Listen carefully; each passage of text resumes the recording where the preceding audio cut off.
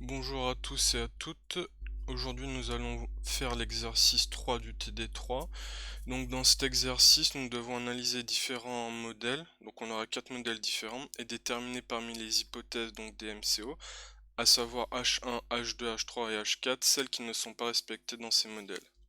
Donc, je vais commencer par un bref rappel sur les hypothèses des MCO. Donc, comme suit. Donc l'hypothèse H1 nous dit que l'espérance du terme d'erreur est nulle. Donc c'est une hypothèse qui est nécessaire à l'absence de biais de l'estimateur des moindres carrés ordinaires. Selon l'hypothèse numéro 2, la matrice X est certaine, donc c'est-à-dire qu'elle est non corrélée au terme d'erreur. Donc la matrice X, je vous rappelle, c'est la matrice des variables explicatives qui contient également une colonne de 1 pour la constante. Donc l'hypothèse H3 nous dit que la matrice X est de plein rang, donc c'est-à-dire que l'ensemble des colonnes sont linéairement indépendantes, d'accord? Et on a le nombre d'observations qui doit être supérieur au nombre de paramètres à estimer. Donc dans H3, il y a deux sous-hypothèses. Ensuite, on a l'hypothèse H4 qui est l'hypothèse d'homoscédasticité et d'absence d'autocorrélation des erreurs.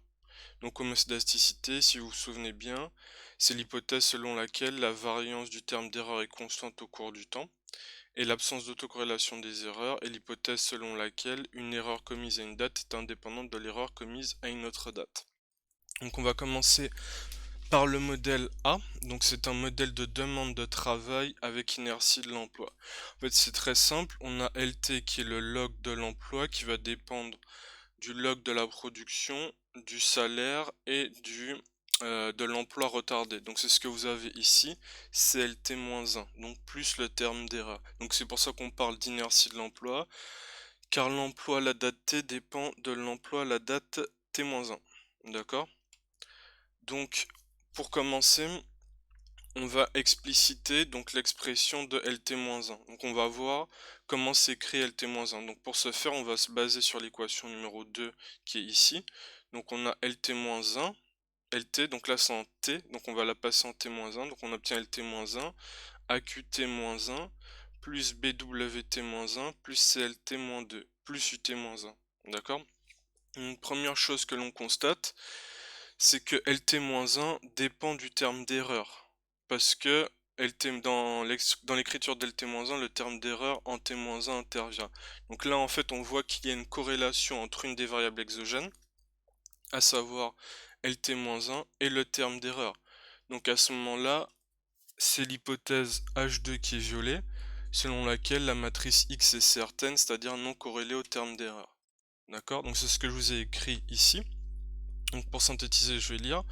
On remarque que l'emploi retardé d'une période LT-1 est aléatoire car il dépend du terme d'erreur en T-1 et T-1.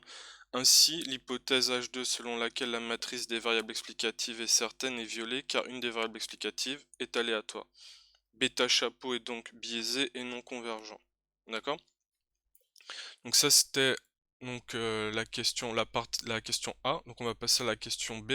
Donc dans la question B, nous allons considérer une fonction de production de type Cobb-Douglas, donc qui est représentée par l'équation 4. Donc on a Qt, donc le logarithme de la production, qui va dépendre tout simplement de l'emploi, du stock de capital. Donc le T c'est pour la tendance, et on a C1 pi T-1 plus C2 pi T de T, plus delta. Delta c'est la constante, et pi T-1 et pi T non, pi 1t, excusez-moi, et pi 2t, ce sont des variables indicatrices. Donc je vais vous expliquer ce que sont des variables indicatrices et quelles sont leurs utilités juste après. Donc je vous explicite pi 1t et pi 2t. Donc pi 1t va être égal à 1 si on se situe avant 1973, 73 inclus, elle va être égale à 0 sinon cette variable indicatrice, d'accord? Et pi de t va être égal à 1 si on est à une date au-delà de 1973, et elle va être égale à 0 sinon.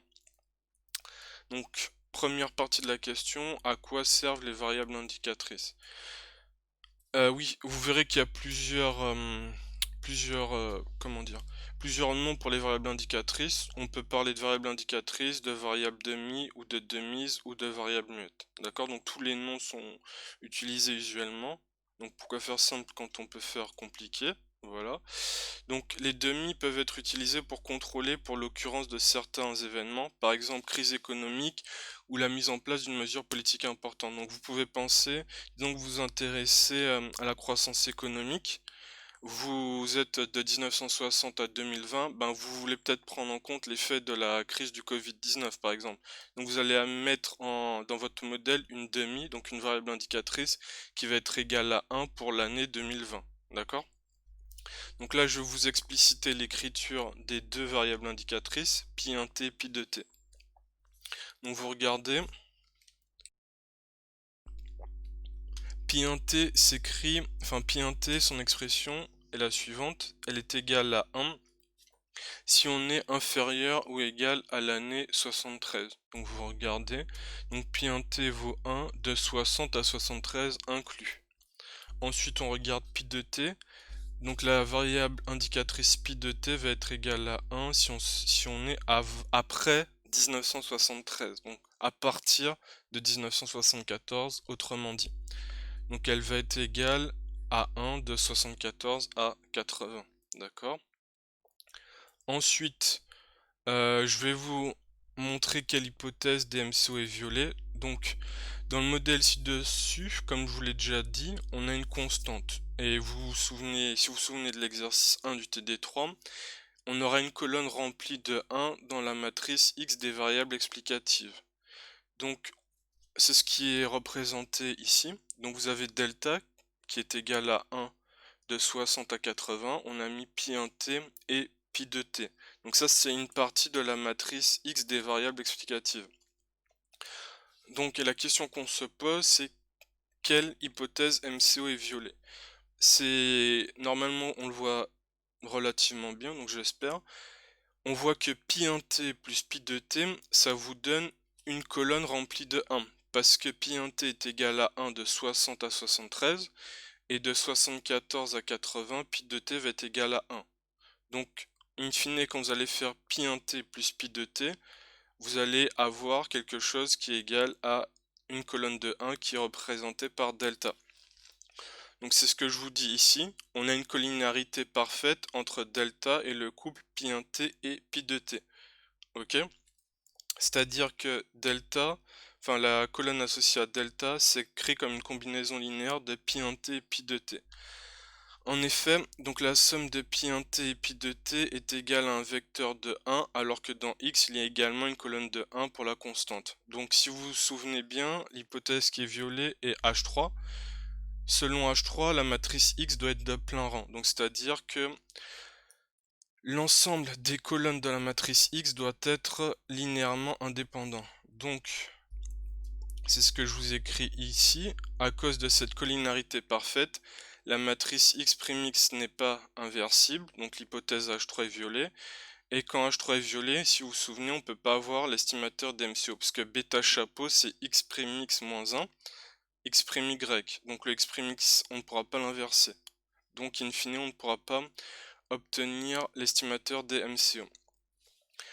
Maintenant, on va passer à un troisième exemple. Donc on considère une fonction d'investissement en termes d'accélérateur profit. Donc c'est l'équation 7 que vous voyez ici.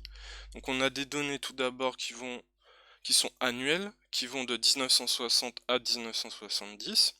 Donc ensuite, je vous explicite l'équation. Donc on a le taux d'accumulation du capital en T qui dépend de la croissance de la production passée. Donc on a une somme de taux égale 1 jusqu'à taux égale 6 de A taux QT moins taux. Ok. Et le taux d'accumulation du capital dépend aussi du taux de profit passé. Pi T moins taux. D'accord? On somme de taux égale 1 jusqu'à taux égale 5. Plus C plus UT. Donc on nous dit, on nous rajoute l'information suivante. La spécification ici est sous forme de retard échelonné pour rendre compte des processus d'anticipation. Donc retard échelonné, c'est-à-dire que on prend en compte les valeurs passées jusqu'à un certain ordre des variables exogènes. Donc et ça nous permet de rendre compte du processus d'anticipation, car on comprend très bien que la firme, pour ses décisions d'investissement, elle va se baser sur son profit passé et sur l'évolution du taux de croissance passé. D'accord? Donc, ce que je vais faire, c'est que je vais commencer par vous réécrire cette somme-là pour qu'on comprenne mieux la façon dont l'équation 7 s'écrit. Donc, souvenez-vous, on cherche à voir quelle hypothèse des MCO n'est pas violée, et est violée plutôt. Donc, on va expliciter le modèle. Donc, on a une somme de taux égale 1 jusqu'à taux égale 6 de A taux Q point T moins taux. D'accord? Donc, on va développer la somme. Donc, on a taux égale 1. Donc, c'est A1 QT moins 1. Donc, vous remplacez taux par 1. Ensuite, vous passez à taux égale 2. Donc, vous avez A2 QT moins 2, etc., etc. Donc, on obtient toute cette somme-là. On va jusqu'à taux égale 6. Donc, vous constatez qu'on a 6 coefficients estimés. Donc, qui vont de A1 à A6. Donc, 1, 2, 3, 4, 5, 6. OK. Ensuite, si vous regardez bien l'équation, on a une deuxième somme. Taux égale 1 à taux égale 5. Donc on a bêta pi t moins taux. Donc ça va, on a 5 coefficients estimés. Voilà. Si vous n'êtes pas convaincu par les 5 coefficients, vous avez juste à réécrire cette somme-là comme AT, QT moins taux. Ok. Donc on a 6 coefficients plus 5 coefficients estimés. Donc 6 coefficients pour cette somme, 5 pour cette somme-là, et il y a un autre coefficient estimé pour la constante, faut pas l'oublier. Donc in fine, l'estimation de la fonction d'investissement en termes d'accélérateur profit va nous pousser à estimer 12 coefficients. 6 pour cette somme-là, 5 pour celle-ci, excusez-moi, et 1 pour la constante. Et on a combien d'observations? C'est simple, on va de 70 à 60, donc on fait 70 moins 60 plus 1. Donc on fait plus 1 parce que quand on va faire la différence entre deux dates, on va perdre, il y a une année qui ne sera pas prise en compte. Donc in fine, on a 11 observations. Donc là, on commence à voir le problème. Le problème est relativement simple. On doit avoir plus d'observations que de coefficients à estimer, selon H3. Sinon, on ne pourra pas estimer le modèle. Donc il se passe quoi? Nous, on a 12 coefficients et on a seulement 11 observations. Donc on voit que le nombre d'observations est inférieur au nombre de coefficients estimés. Donc et là, c'est le drame. La matrice X, elle va pas être de plein rang, d'accord? Et elle n'est pas inversible. On pourra donc pas obtenir bêta chapeau, l'estimateur des MCO. Donc maintenant, on repart encore sur une fonction de production Cobb-Douglas. Donc, je vous explicite pas l'équation 9, c'est usuel. Donc, ce qui nous intéresse, c'est que le terme d'erreur, il incorpore les variations relativement cycliques du taux d'utilisation des capacités. Ce qui se traduit par UT égale ρ UT-1 plus epsilon t. Et ensuite, on a l'espérance du terme d'erreur qui est égale à 0. Donc, c'est-à-dire qu'H1 est vérifié. Espérance de epsilon t égale sigma carré epsilon. Donc, ça veut dire que les erreurs sont homoscédastiques. Et espérance d'epsilon t prime égale 0 si t est différent de t prime. Donc, ce qu'on constate...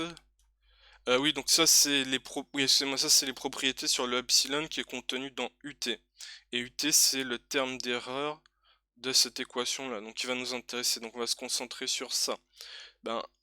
Que constate-t-on? C'est très simple. On voit que UT est égal à ρ UT-1 plus epsilon t. Donc le terme... Et oui, si vous regardez l'énoncé, on nous indique que ρ est positif. D'accord? Donc ça veut dire que UT est égal à ρ UT-1 plus epsilon t ou ρ positif. Donc il y a une corrélation positive entre l'erreur commise en t et l'erreur commise en t-1. Donc il y a une autocorrélation dans le terme d'erreur. Voilà. Donc c'est ce que je vous ai dit. Ρ positif. Le terme d'erreur à la date t dépend donc positivement du terme d'erreur en t-1. Autrement dit, le terme d'erreur du modèle est positivement autocorrélé. Il dépend positivement du terme d'erreur passé, et à cause de cette autocorrélation du terme d'erreur, les erreurs ne sont pas sphériques, donc c'est-à-dire qu'elles ne sont... C'est-à-dire qu'il y a de l'autocorrélation dans les erreurs, pardon. Donc on sait que lorsqu'il y a de l'autocorrélation dans les erreurs, cela revient à dire qu'il y a une absence d'autocorrélation. Enfin, ça revient à dire que H4 est violé, excusez-moi. Donc, Lorsque H4 est violé, l'estimateur DMCO ne va plus être de variance minimale. Je vous remercie pour votre attention.